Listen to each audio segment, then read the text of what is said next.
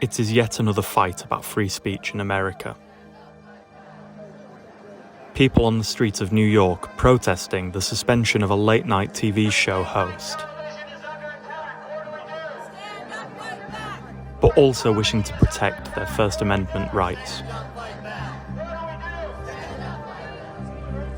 Jimmy Kimmel had his show suspended indefinitely by ABC. A lot of people, anybody could replace him. Guy had no talent. It's been celebrated by the president and his supporters. But now a senator has broken ranks. He's accused the FCC Chairman of acting like a mafioso. Here's what we know so far. The row started after Kimmel said this in his monologue on Monday.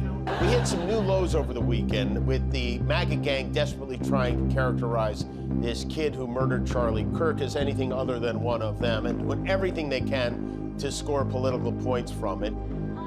Conservatives say the late-night host was pushing a false narrative by suggesting the man suspected of killing Charlie Kirk was a MAGA Republican. Brendan Carr, chair of the FCC, which is America's broadcast regulator, had this to say.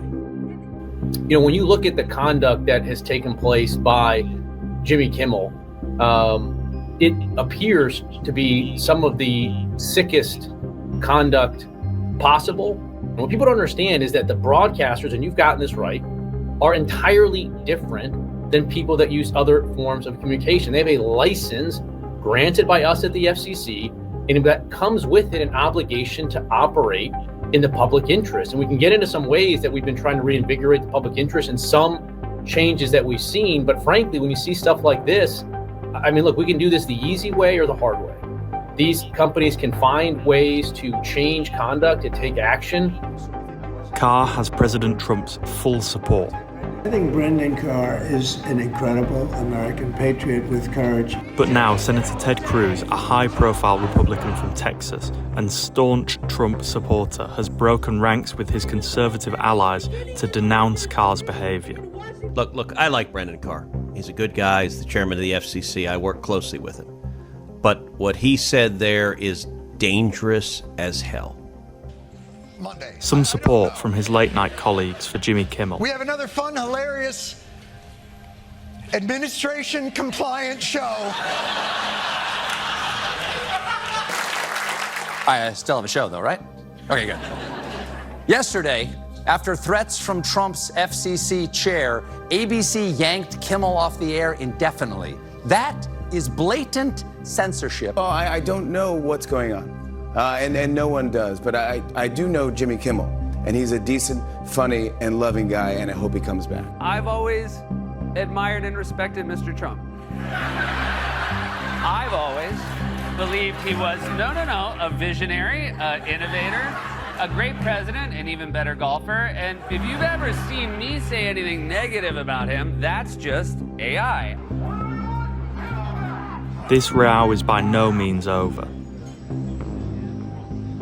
with President Trump suggesting his attention, and possibly therefore that of the FCC, will now turn to negative coverage of his administration. I read someplace that the networks were 97% against me. I get 97% negative, and yet I won easily. I won all 7 swing states, popular, I won everything. And if they're 97% against, they give me only bad publicity or press. I mean, they're getting a license. I would think maybe their license should be taken away. It would be up to Brendan Carr. In August, Kimmel said he didn't feel his freedom of speech was under attack. Yeah, no, I don't feel under attack, really. I mean, I think there's a response to every attack, and people love to laugh, and that's never going to change, and there's nothing anybody is ever going to be able to do about that. Perhaps that will have changed now that he finds himself off air.